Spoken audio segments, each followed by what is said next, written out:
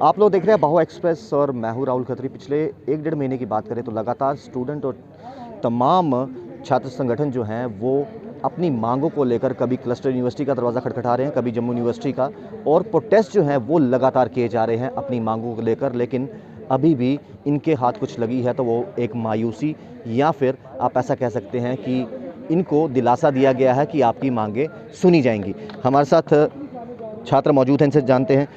1.5 महीने से ज़्यादा लंबा संघर्ष आपका हो गया है, कभी यूनिवर्सिटी के बाहर, कभी क्लस्टर यूनिवर्सिटी के बाहर, कभी गांधीनगर में, कभी प्रेस क्लब के बाहर लगातार मांगें की जा रही हैं, लेकिन अभी तक आपकी सुनवाई नहीं हो रही। क्या वजह मानते हो? सर बिल्कुल सर, आइए, हमेशा हम जब भी आते हैं तो हमें आश्वासन देते हैं कि हाँ ठीक है, आपको 1-2 दिन में हम नोटिफिकेशन निकालेंगे, लेकिन सबको पता है कि विद इन 4 डेज़ 14 दिन के बाद हमारे एग्ज़ाम है, जिन्होंने एज़ पर इन्होंने नोटिफिकेशन निकाली है। और हर बारी बोलते हैं हम कुछ अच्छा करेंगे, अच्छा करेंगे। आज भी जब इन्होंने कल बोला कि आज को नोटिफिकेशन निकालेंगे तो सर इन्होंने पुलिस बुला ली बाहर। हम इतनी गर्मी में आके इन्होंने ताला दिया हुआ है बाहर, लाठी चार्ज करके। अभी यहाँ पे देख सकते हैं 2 गाड़ियाँ यहाँ पे हैं, और अभी यहाँ पे रुका है ये बोल के कि नहीं जी हम आपकी 2 बजे नोटिफिकेशन निकलेगी। आज नए SI सर आए, इनको पता नहीं है। हमें यहाँ पे 1.5 महीना हो गया कंटिन्यू यहाँ पे प्रोटेस्ट करते हुए। हमें पता है कि हर बार ये सिर्फ बच्चों को लारे लगा रहे हैं और कुछ नहीं। और 14 को लद्दाख से बच्चे आए हैं, डोडा से बच्चे, उनको रहने के लिए जगह नहीं है, लेकिन इनको बस एग्ज़ाम लेना है। और हम इनको बता रहे हैं आपको अगर एग्ज़ाम लेना है लो, हम नहीं डरते एग्ज़ाम लेने से, लेकिन कम से कम आप ऑनलाइन पैटर्न रखिए। हर एक यूनिवर्सिटी अभी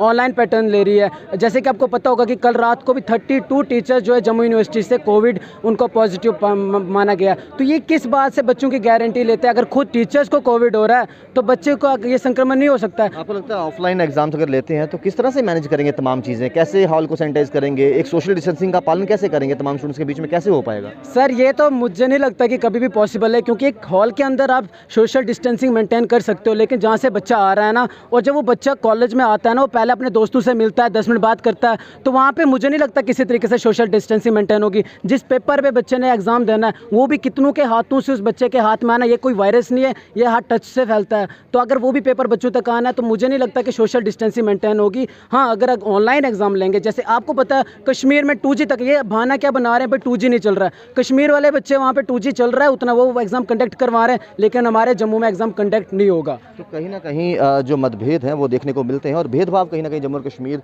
में भी देखने को मिलता है। सर आपसे बात करेंगे, 1-1.5 महीने से ज़्यादा समय हो गया, आप अपनी मांगों को लेकर लगातार प्रदर्शन करते नजर आ रहे हैं।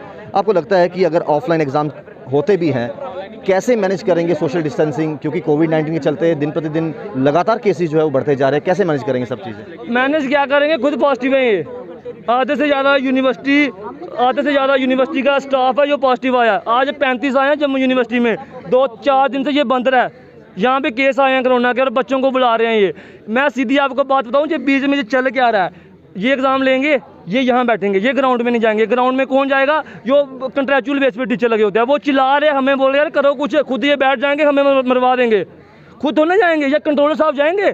क्या BC साहब एग्जाम कंडक्ट करवाएंगे? कराएंगे कौन? ना प्रिंसिपल जाएगा, ना जो उनका स्टाफ होता है, HOD होते हैं, ना वो जाएंगे।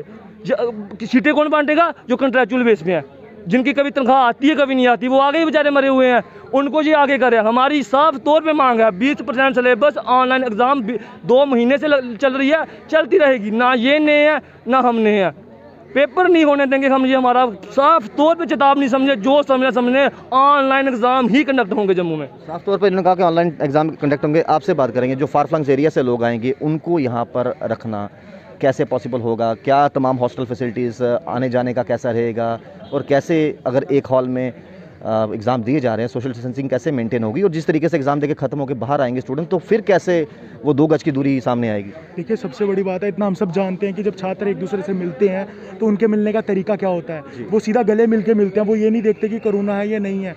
और इस बीच में प्रशासन जो है वो पेपर देने के लिए बुला रहा है। जब फार फ्लंग बच्चों से एरिया आएंगे पेपर देने के लिए, यहाँ पे हॉस्टल फैसिलिटी है, कोई PG उनके लिए अवेलेबल नहीं है, वो रहेंगे क्या? प्रशासन उनकी जिम्मेवारी भी नहीं ले रहा।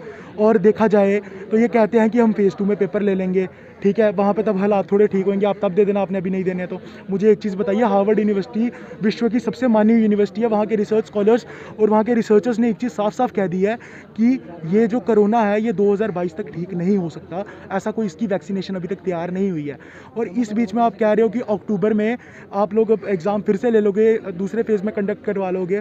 तो मुझे एक चीज़ बताओ, अगर आप 2 फेज़ में एग्ज़ाम कंडक्ट करवा सकते हो ऑफलाइन में, तो फिर इनको झंझट है, कॉलेज को सैनिटाइज करना है, बच्चों की जान मान की हानि है, तो ये ऑनलाइन क्यों नहीं ले सकते हैं? जब जम्मू में इतनी बड़ी बड़ी यूनिवर्सिटीज़ जो हैं, जब वो ऑनलाइन एग्ज़ाम ऑप्ट कर रही हैं, तो जम्मू के संभाग में बाबा गुलाम शाह अहमद यूनिवर्सिटी हो गई, SMVDU, cluster university of Kashmir जो कि इन्हीं की एक ब्रांच है, जब वो ऑनलाइन एग्ज़ाम कंडक्ट करवा रही है, तो ये क्यों नहीं? ये साफ साफ दिख रहा है कि यूनिवर्सिटी प्रशासन ने जो एक तरीके से सरकार के द्वारा पैसे खाने का एक जो धांधलेबाजी का एक जो प्रोग्राम तैयार करके रखा है ना, ये उसी का एक हिस्सा है। सरकार से पैसे लेंगे, सोशल डिस्टेंसिंग के नाम पे इन्होंने कुछ नहीं करना, सैनिटाइजेशन के नाम पे इन्होंने कुछ नहीं करना। इतना हम भी जानते हैं, इतना आप भी जानते हैं, सैनिटाइजेशन इतने मास लेवल पे करना कोई छोटी बात नहीं होती है। और उस बीच में जब ये बच्चों को यहाँ पे पेपर देने के लिए बुला रहे हैं, इनको क्या पता है उसकी ट्रैवल हिस्ट्री बच्चे की क्या है, कौन उनमें से कोरोना पॉजिटिव है, क्या उसकी हेल्थ का इश्यूज़ क्या है, ये वो देखेंगे थोड़े ना। और ये कहते हैं कि जिन बच्चों को प्रॉब्लम होगी वो फेस टू में, इतना हम भी जानते हैं, इतना आप भी जानते हैं, जब पेपरों की बात आती है बच्चे हाइपर देके पेपर उन्हें हाई जाते हैं, है ना। मेटाडोरें चल रही हैं नहीं चल रही वो एक ही बराबर है। कहने को मेटाडोरों में सोशल डिस्टेंसिंग है, आप जानते हो कितनी सोशल डिस्टेंसिंग मेटाडोरों में दी जा रही है। हम साफ साफ क्लस्टर यूनिवर्सिटी प्रशासन के कह देना चाहते हैं, आज इन्होंने 2 बजे मीटिंग के लिए बुलाया, हम यहाँ पे बैठे हैं, अगर मीटिंग में हमारे फेवर में कोई डिसीजन आता है तो ठीक है, वरना हम भी यहीं पे है, ये भी यहीं पे, फिर देखा जाएगा क्या होगा। ना हम इनको घर जाने देंगे, ना हम खुद घर जाएंगे।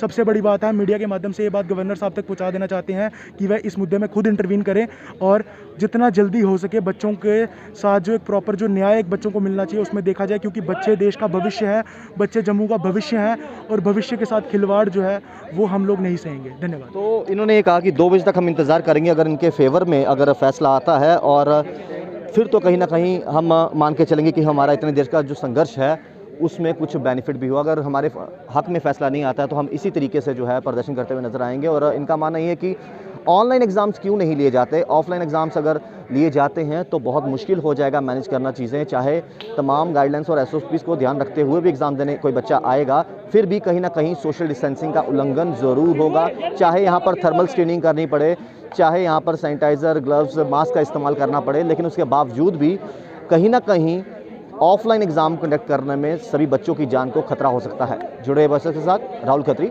वॉइसेस के लिए।